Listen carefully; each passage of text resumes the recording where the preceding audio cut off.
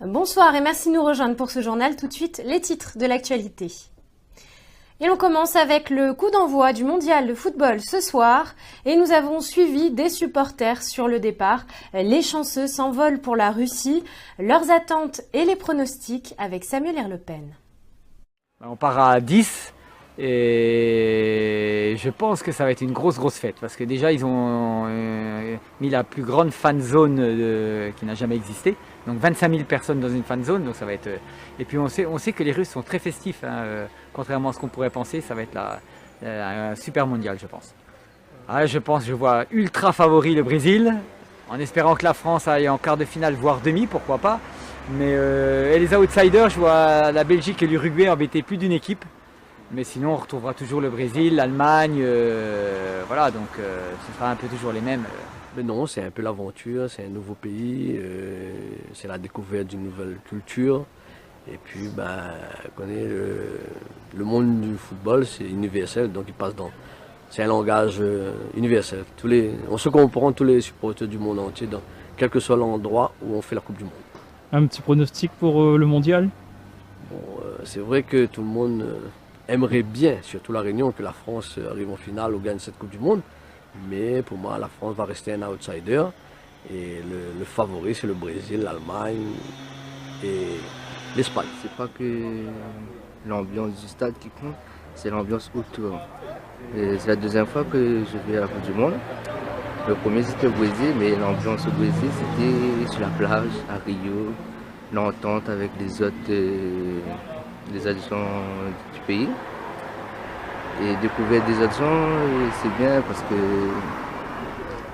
on parle pas de la même langue et on communique avec le football. Police et gendarmerie ont mené une opération de contrôle conjointe cet après-midi à Cambuston-Saint-André. Objectif, développer la synergie entre les équipes. Un retour en images signé Pascal Robert. On a envie de montrer que face aux difficultés qui sont les nôtres, plus que jamais, la police et la gendarmerie vont travailler en synergie et surmonter un peu les vaines querelles de Chapelle. Donc c'est une opération donc, de contrôle conjointe, c'est-à-dire qui se font sur nos frontières, sur nos limites respectives de circonscription, avec donc les gendarmes d'un côté et les policiers de l'autre, mais également un contrôle mutualisé, à savoir que des gendarmes seront intégrés donc, dans le dispositif police et dans le secteur police, et des policiers seront intégrés dans le secteur de la gendarmerie. C'est manifester ainsi notre volonté de mutualiser et de mettre en commun nos moyens pour une plus grande efficacité contre la délinquance. Délinquance tout azimut, notamment routière, évidemment. La pratique du surf, de nouveau autorisée au large des plages de Boucan-Canotte et des Roches Noires. Ces spots s'ajoutent désormais à ceux du Petit Boucan, de l'Armitage, des Aigrettes et des Brisants, où la pratique du surf et des activités nautiques sont autorisées. Cette autorisation est délivrée au profit exclusif des membres du pôle espoir de la Ligue de surf et des licenciés de compétition. Des avancées dans le mouvement social qui mobilise les salariés de la SIDR depuis quelques jours. Une réunion entre les représentants du personnel et le conseil d'administration s'est tenue cet après-midi. Un nouveau directeur général délégué a été nommé. Le point au micro de Soichon. En tout cas, dans l'une des missions du nouveau DGD, il sera apte à remplacer immédiatement le DG en cas de souci. C'est bien précisé. Et quel intérêt pour vous ?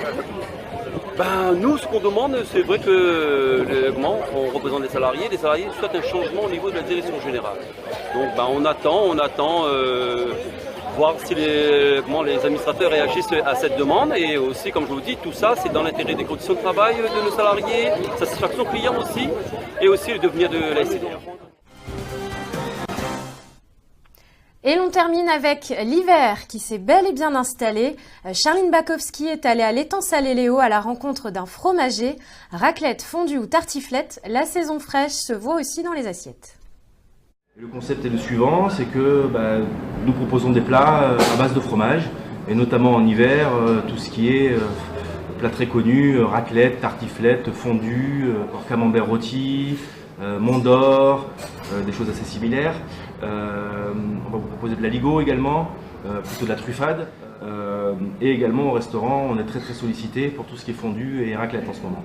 Quand on rentre en hiver, on veut des fromages un petit peu plus caloriques, donc on va être plus sur des comtés, sur des beauforts, sur voilà, de l'emmental pour pouvoir faire une fondue savoyarde avec un tiers de comté, un tiers d'emmental et un tiers de beaufort.